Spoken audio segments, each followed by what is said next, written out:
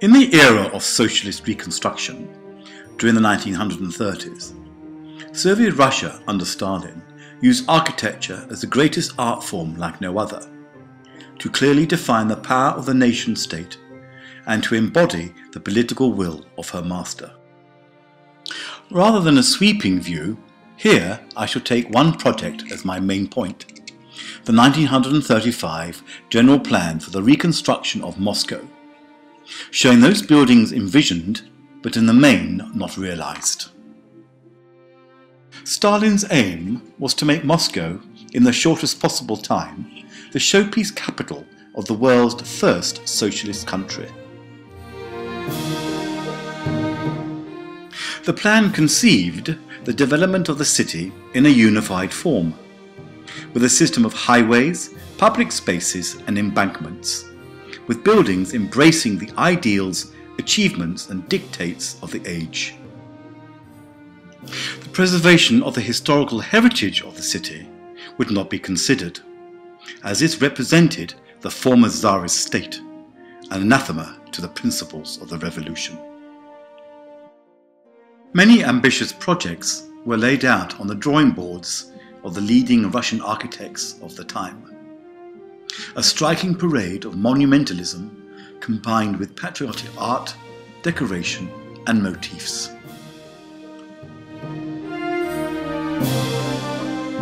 The first and probably the most significant project was for a building to house a palace of the Soviets. The roots of the undertaking went back to the mid-1920s, not long after the demise of Lenin in 1924. The intention being to construct a building that would incorporate not only an administrative centre and Congress Hall, but would also be a symbol of the imminent triumph of communism and a constant reminder of the principles of Marxism-Leninism. The competition for the palace was one of the most extensive and impressive of the last century. Launched in 1931, the project will be carried out in stages. Overall, 160 entries were submitted, including 12 from commissioned architects. Among them was this globe-shaped building designed by the Soviet constructivist architect Moisey Ginzburg. Best known for his 1929 Narkomfin building in Moscow.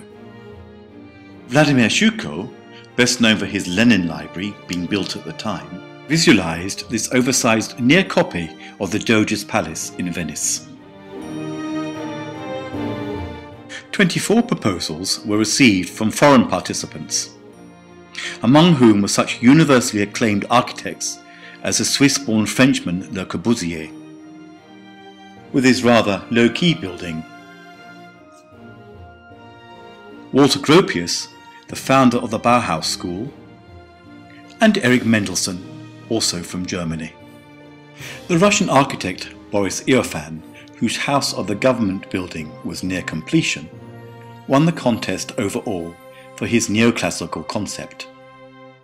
This was later revised by the architect himself, along with Vladimir Shuko and Vladimir Gelfrich.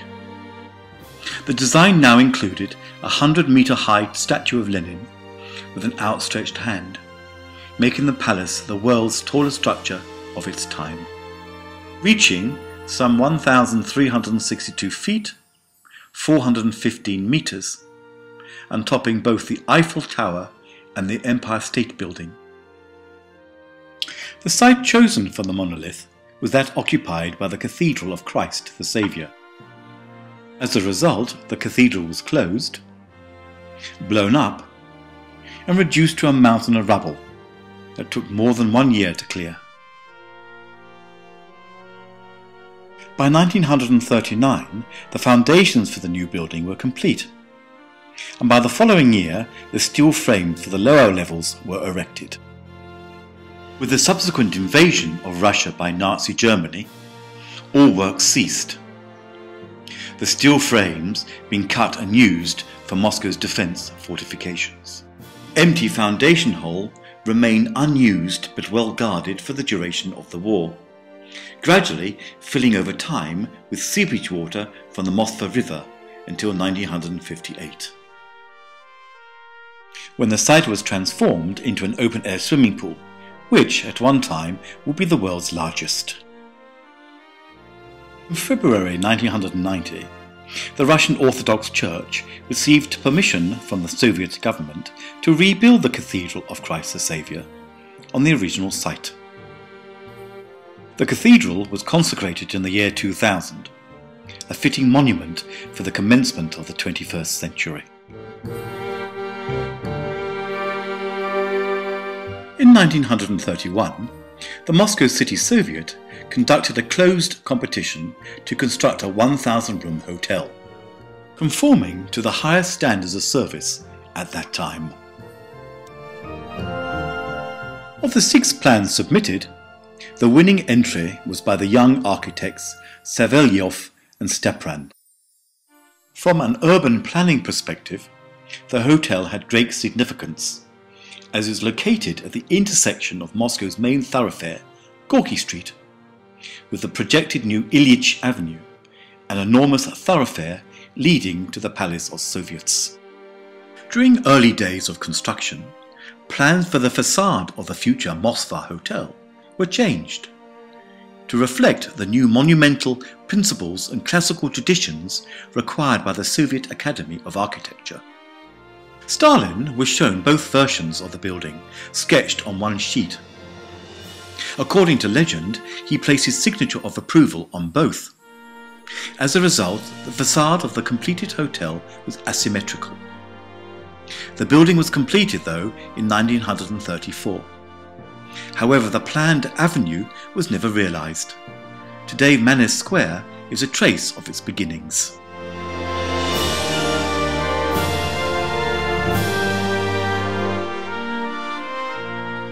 This 1933 design by the Russian architects Samoylov and Yefonovich was the competition entry for a palace of technology, to be located on the banks of the river Moskva. The project called for the different scientific and technical institutions of Moscow to be housed under one roof, in order, as Stalin put it, to arm the masses with the achievements of Soviet industrial technology, agriculture, transport and communications. The building never passed the drawing board stage.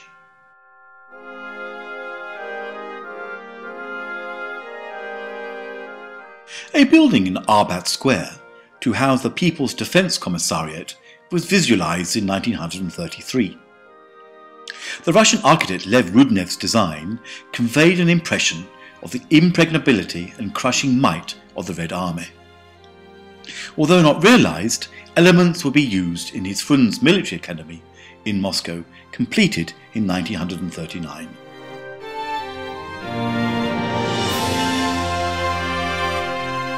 In 1934, another architectural competition was announced. This would be to design a building for the People's Commissariat of Heavy Industry, to be constructed in Red Square. This was another grandiose project, and would have required the destruction of GUM, the departmental store, and the State Historical Museum, a radical reconstruction of Red Square itself, and the loss of the adjacent streets and squares of Ketagorod. For the first stage of the competition, 120 entries were submitted, and included some of the most interesting architectural ideas of the constructivist age. Most notably, this by Ivan Fomin, these 2 concepts by the Vesnin brothers, this one by Ilya Golosov, a radical design by Konstantin Melnikov, a massive concept by Arkady Mordvinov, and this strikingly modern design by Leonidov. The building was never realized. In April 1934, attention was focused on the fate of the crewman of the icebreaker Chelyushkin, adrift on an ice floe after their ship had sunk in the Chukchi Sea back in February. Later in the summer, Moscow greeted the courageous survivors and the pilots who rescued the crew. They were the first recipients of the Hero of the Soviet Union award.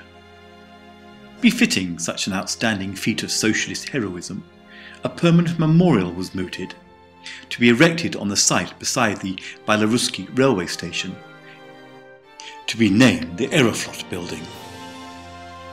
The esteemed architect Dmitry Chechlulin designed this edifice, incorporating the sculptured figures of the heroic airmen. The project never bore fruit in its original form.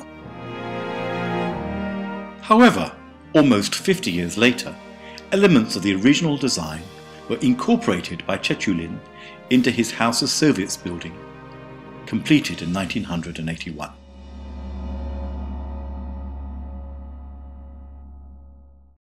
Also in 1934, saw this design by Ilya Golosov for a project to construct an imposing building for the recently created state publishing house Orgiz, the union of the state book and magazine publishers, responsible directly to the Council of People's Commissars. This was to be named the Dom Carnegie, the House of Books, to be located in Strasnaya Square, renamed Pushkin Square in 1937. This too was never brought to fruition.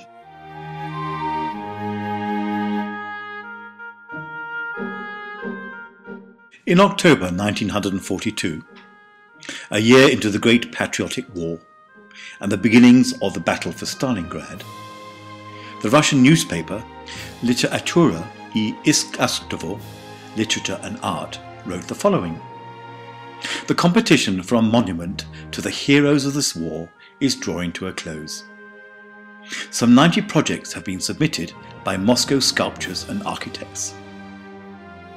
It has also been reported that entries have been received from Leningrad, Sverdlovsk and other Soviet cities. Overall, more than 140 entries are expected. The choice of the location for the monument was left to the competitors."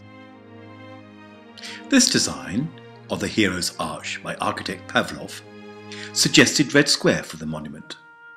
In all probability, though, the competition was merely a piece of propaganda to rally the country during the dark years of war.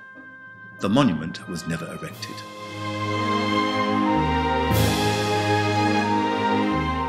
In early 1947, this residential building was conceived by Vyacheslav Oltazersky and Ivan Kuznetsov. This too came to nothing, probably as both architects were not part of the main architectural establishment.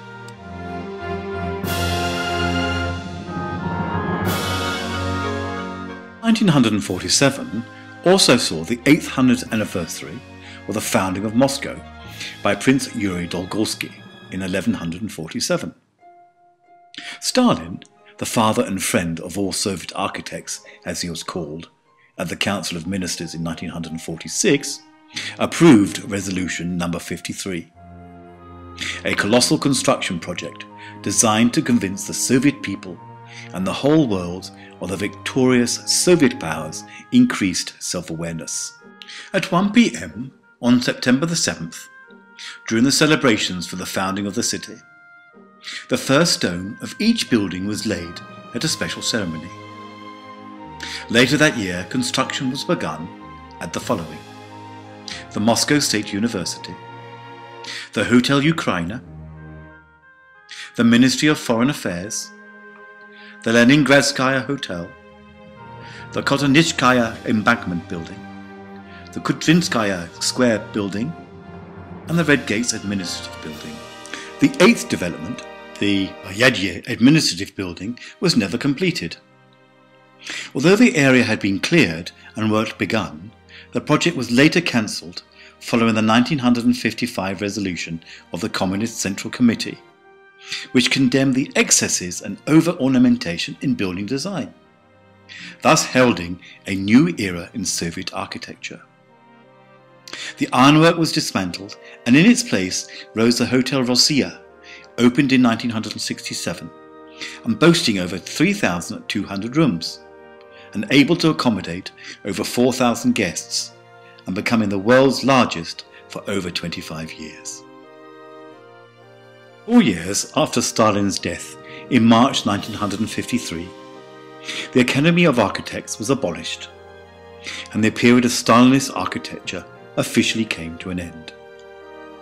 The question to be asked is whether the 1935 general plan for the reconstruction of Moscow succeeded. From hindsight, we know from an architectural perspective that it did not.